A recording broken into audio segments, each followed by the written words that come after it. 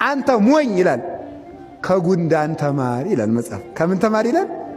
ከገብረ ጉንዳን ተማር አለ። ከገብረ ጉንዳን ተማር። አንደኛ ጉንዳን እንደው ብልሃቷ አንደኛ ሳሰራ አታወራም። ጉንዳን የምትፎክር ሰርታ ነው። ሁለተኛ ደግሞ የክረምት ምግቧን መቼ ታከማቻለች? በጋ።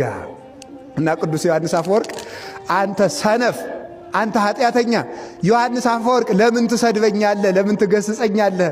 ትለኝ እንደሆነ እግዚአብሔር እንኳን እኔን ጉንዳንን መምህር አድርጎ ሾሞብሃል ይላል። ምንን መምህር አድርጎብሃል አለ?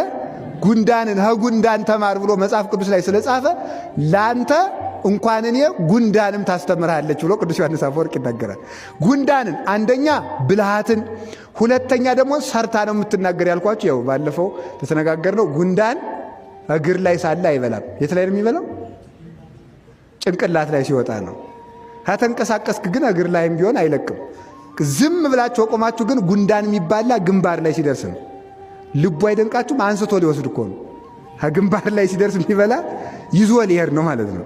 ስለዚህ ሰው ቁም ነገሩን መናገር ያለበት ሰርቶ ሲጨርስ ነው። ሰርቶ ሳይሰራ አይለፈልፍም። በነገራችሁ ላይ ሰይጣን የሰዎችን እቅድ የሚያበላሸው በምን እንደሆነ ታውቃላችሁ? በወሬ ነው። ሰይጣን የሰውን የልቡን የማወቅ ስልጣን አልተሰጠውም። በዚህ እርግጠኛ ሁኑ። ሰይጣን በመጽሐፍ እንደተቀመጠው የሰውን ልብ የማወቅ ስልጣን አልተፈቀደለትም።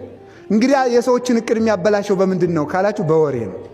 አሁን ነገ ለምሳሌ አስቀድሳለሁ ካላችሁ ነው ይልና ካወራችሁ ምን ያደርጋል መስላችሁ? ሌሊት የሚያደርገውን ራሱ ያውቃል። እኔ በተክሊል ለማገባ ካለ አንድ ሰው ነው እንዴ ብሎ እንዴት ያደርጋል? እኔ በቃ እንግዲህ እስከ ዛሬ 10 ዓመት ጎንደር ከምትባል ሀገር አለቅም፣ እዚህ ነው የምማር ወይም እዚህ ነው የምጸድቅ፣ እዚህ ነው የምቆርብ አለ ነው።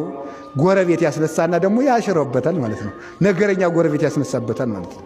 ስለዚህ ሰይጣን የሚፈትነው በወሬ ነው እና የወደፊት እቅዳችሁንም አትለፍልፉ። እግዚአብሔር